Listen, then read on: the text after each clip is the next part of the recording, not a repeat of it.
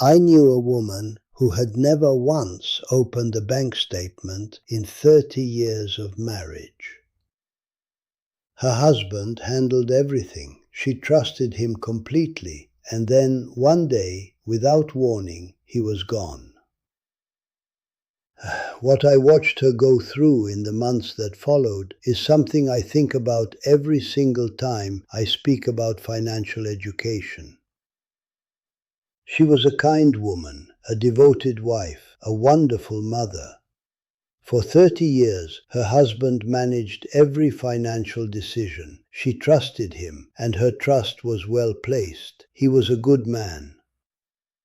But when he died suddenly at 61, she was left with accounts she did not know how to access, investments she did not understand, advisors calling her about decisions she had no framework to make. She was not unintelligent, she was simply unprepared. And her vulnerability in that moment, the people who tried to take advantage of her confusion, the decisions she made in grief without knowledge, cost her a painful amount of what he had spent a lifetime building. It took her 3 years to find her footing. She eventually did, and she did it well. But when I spoke to her later, she said something I have never forgotten.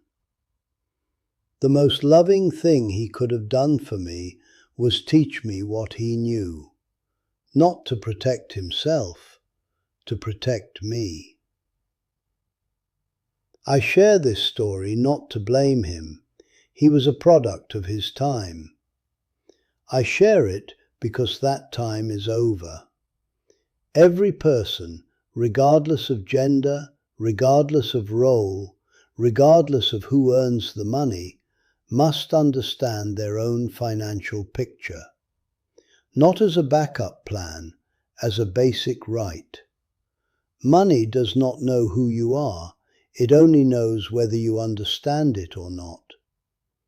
If you share your life with someone, make sure you both know the numbers. Make sure the knowledge is never owned by only one person.